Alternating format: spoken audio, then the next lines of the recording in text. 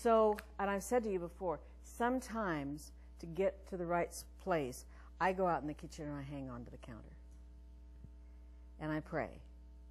So that I can get to the place where I believe that that the other guy's picture has truth in it. Because I love my picture. I worked hard to get it. So, love and acceptance are required before I have to get to that place. You know, I disagree with that a little bit. I think sometimes you have to do some work. You have to be willing to do it first, to meet. But sometimes love and acceptance comes out of conflict resolution. You know.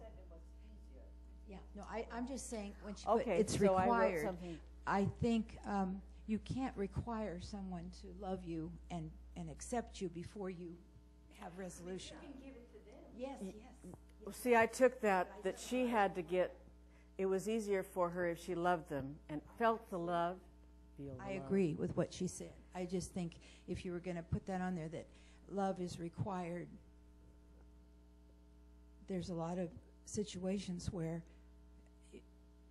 it wouldn't even start if you had to have love and acceptance to begin with. But it's not about the person I'm in conflict with loving me. It's about if I don't respect and love. This is the picture the Lord gave me when I'm grappling with recently in the last 2 years. And I think I've said this before.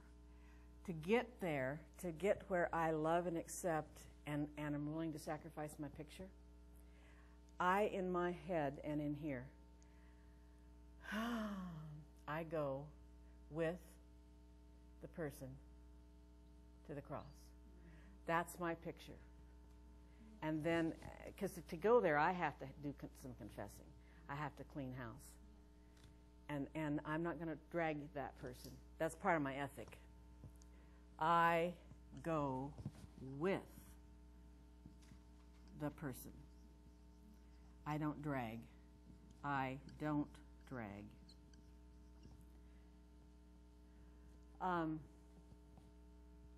Does that help? Okay.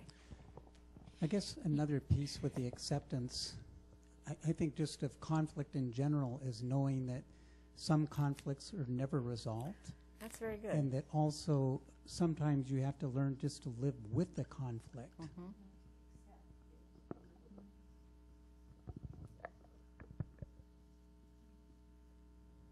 And then you have to decide what to do. The more we talk, the more I feel like you got to have a certain level of health. Mm-hmm. And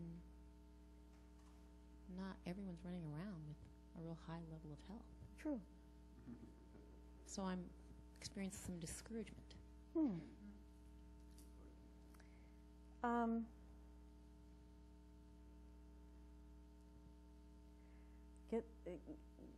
Get the eye surgeon's tool. Just a little bit.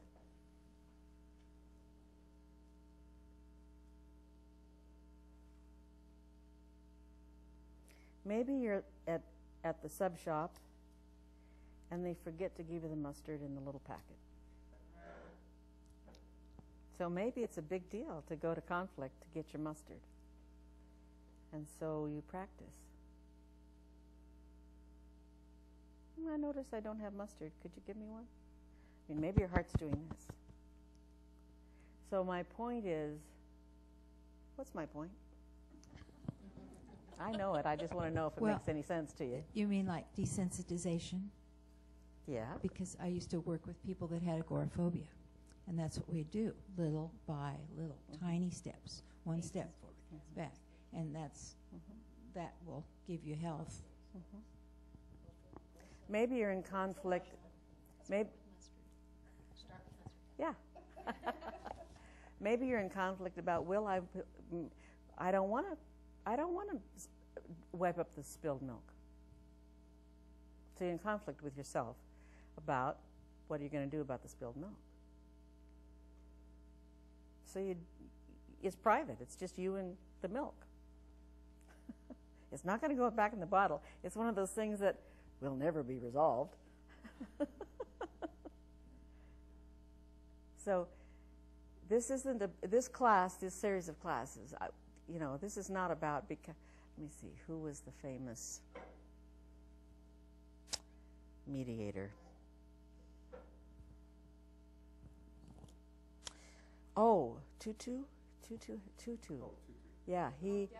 Yeah, and the I always thought, why was there no bloodbath in South Africa? Well, you've heard the story here about taking the people, taking the leaders of the factions and making it so they had to kind of look at each other.